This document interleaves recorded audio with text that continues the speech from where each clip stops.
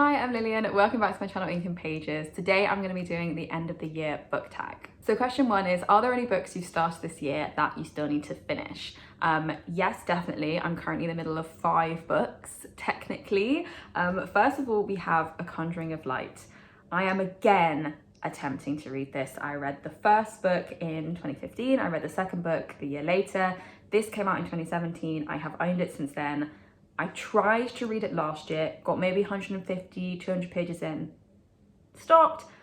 Again, in May or June, I picked this up and tried reading it again. And again, I got like 150 pages in and I just put it down and then stopped thinking about it. It's really, really sad how much I just can't bring myself to enjoy this after loving the first 2 books in the series, to the extent that it's actually kind of upsetting, and so I don't want to think about it and I don't want to talk about it. Next, I also have Corvus, A Life with Birds by Esther Wolfson. This is a kind of memoir, kind of nature writing book, a genre I have read before and really enjoyed. This specifically is kind of about corvids and a rook that she and her family took in when it was a baby and I think injured, I can't remember, but she took in this rook and like raised it, and it's mostly about that. And I got maybe like a third of the way in and I was enjoying it, except that I don't think I was getting on with her style of writing. She will often start a sentence and then it will just end up somewhere where you're not expecting it to go, and I can't quite compute how the parts of the sentence mesh together, to the extent where I'd ask myself, like, is this grammatically correct? And I think the answer is yes. But if I'm asking myself that 1 or 2 or 3 times a page, it's not a very enjoyable reading experience. So it's interesting and I would like to finish it, but I think I am gonna have to struggle upstream a little bit against the writing. Next, over my summer holidays, I started reading Red Seas Under Red Skies by Scott Lynch. This is the sequel to The Lies of Locke Lamora. And just like The Lies of Locke Lamora, I'm really liking it. It's just very intense and clever, and there's lots of detail and things to pay attention to, and it's got a very intricate kind of plot. And because it's kind of about con men and heists, there's also lots that they're not telling you, obviously, because they don't want to tell you all the fun twists and the actual plan for what's going to happen in the end. So it's telling you a lot, but then also you have to be aware of all the things that it's not telling you, and you're also trying to like fill in the gaps for that as you read it. So I was really liking it. It was just very intense. It was the perfect summer read because I was on holiday. I didn't have anything else to think about. But since coming back to work, I kind of put it down and didn't have the brain power to pick it back up again. And around this time, because I realised I didn't have much brain power for new things, I decided to try and reread Touch by Claire North. I reread The First 50 Knives of Harry August by Claire North earlier this year and fucking loved it. It was so good. It was so fun to reread. This was also another one of her books that I gave 5 stars originally. I first read this in 2016, so a long while ago. So yeah, I wanted to reread it because I knew I loved it and I wanted something familiar and predictable in that I knew I was going to enjoy it. But again, it was just a very, not intense, well, maybe, yeah, it's kind of intense in that it also requires a lot of brain power to read, and you can't like skim through it, pick it up, put it back down. You have to be paying attention. It's a quite fast-paced sci-fi thriller. And again, I was really, really liking it, just like Red Seas Under Red Skies. But again, I had to sort of recognize that I wasn't in the headspace to be reading it at the moment. So I put it down. I would definitely love to finish reading this before the end of the year though. And then we have my actual like current read, which I'm going to put in this section anyway. It is The Celts: Search for Civilization by Alice Roberts. This was a complete spur of the moment buy. I took myself to the Waterstones of Piccadilly last week. What day is it? A week and a half ago, I'm going to say. I'd never heard of this book, didn't go in looking for a book on Celts or anything similar really. I was just in the history section browsing and I saw it and I picked it up and I was like, yeah, I'd like to know more about the Celts. It's not very long. I read the first few pages and I was like, yeah, sounds good. And yeah, I'm enjoying it. I'm halfway through. It's not entirely what I was expecting. I thought it was going to be more about, you know, like, here is the history of the Celts. And really, it should have been paying attention to the subtitle because it's really more about how we look for the Celts in history. So it's kind of about archaeology and like the specific hoards or graves or sources and ways that we've learned about the Celts. And yeah, it's interesting. It is interesting and I am enjoying it. And this is also the book that I'm like actively reading, so I'm probably going to finish it way before I get to the other 4 books I've mentioned in this answer. Question 2 is, do you have an autumnal book to transition into the end of the year? I guess I could say Dracula, apart from the fact that I've already read it and that I read it in August, which is definitely not very autumnal. Also not helped by the fact that actually September and October were pretty warm near me this year, so it really didn't feel like the end of summer / coming of autumn and the end of the year. But I'm gonna say it anyway, because people, not me, but some people like to read spooky reads about the start of autumn, because obviously it's Halloween, that's a fun time for loads of people. So I'm gonna say Dracula. I could also technically say Touch, just because the first time I read this in 2016, it was autumn. It was like September, October. It was when I was studying abroad in Germany and fucking hating it, but really loving this book. So I kind of associate this book with autumn just because I first read it in autumn. So I could say either of those. Looking at my TBR, I can't think of anything specific that makes me think of autumn. So I'm just gonna play it safe and say those 2 books. The next question is there a new release you're still waiting for? Upon consulting my reading journal, the answer is no, not really. I did make, where is it? An anticipated releases spread for 2023. And I literally wrote down 3 books that are being released between September and the end of the year. I think they've all been released by the time I'm making this video, but I'll tell you about them anyway. The first one I wrote down is A Study in Drowning by Ava Reid.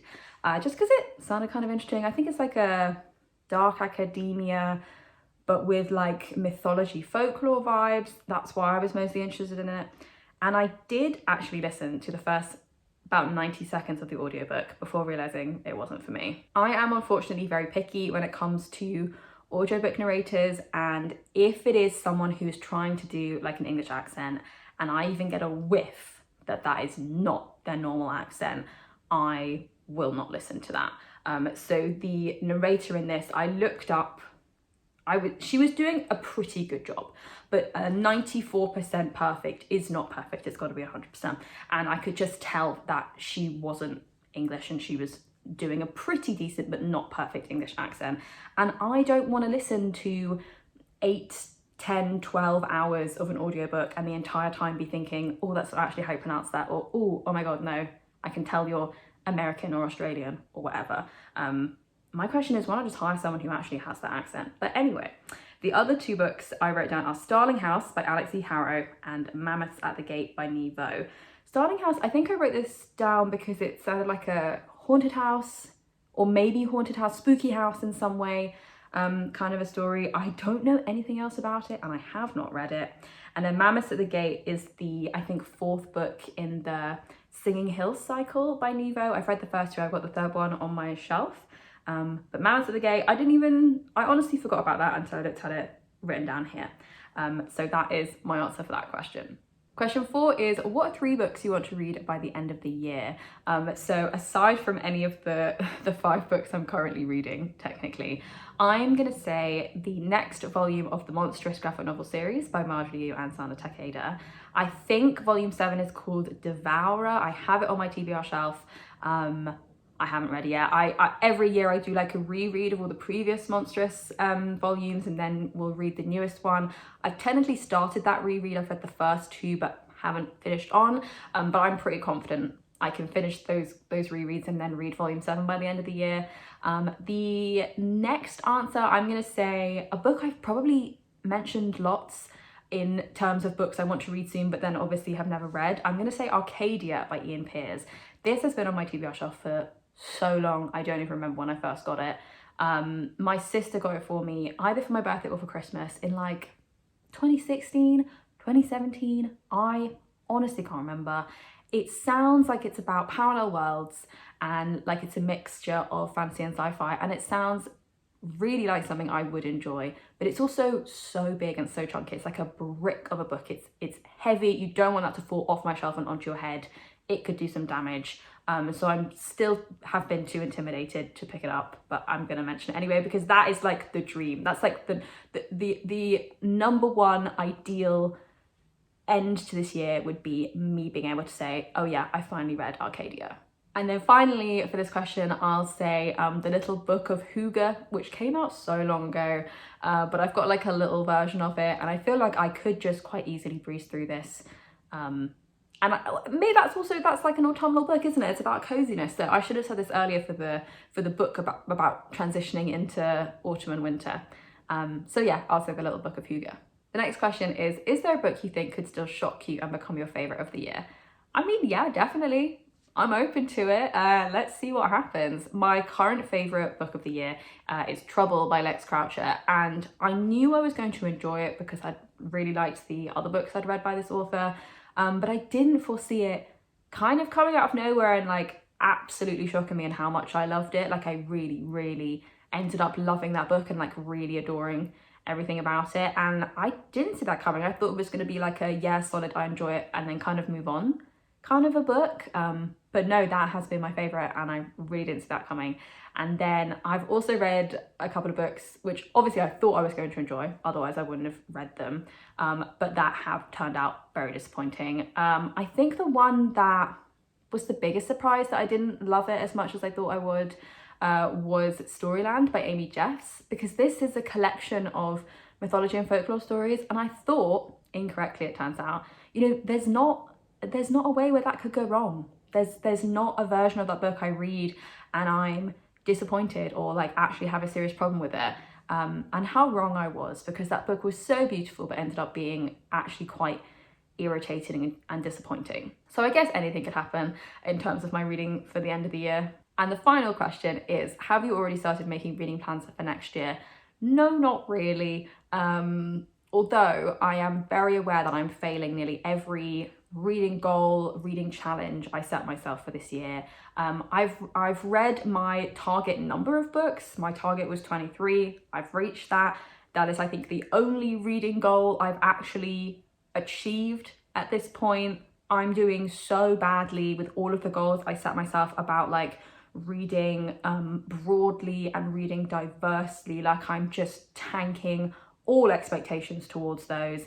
It's turned out this year that I've just ended up rereading quite a lot. I've been looking for like comfort reads, which for me does not mean looking outside and trying new things. It means rereading old favorites and then returning to authors that I know are like, maybe not favorite authors, but like kind of safe authors that I know aren't gonna probably not like shock or disappoint me. So in reading in that way, it does not lend itself to reading diversely and reading widely and reading new things and new experiences. So I really haven't been doing well in that regard. So I would like to rectify that in 2024. And I'm also very aware of all of the series I've started and haven't finished yet. So it would be nice to make some more like targeted progress at them and continuing them and maybe finishing some of those series in 2024, if not before. I can dream, but probably next year. So those are all my answers to the tag. I'd love to hear if you have any books that you're really hoping to finish before the end of this year, or if you've already got some in mind for next year, or like reading goals or challenges for 2024 that you'd like to do. Thank you so much for watching this video, and I'll see you in my next one.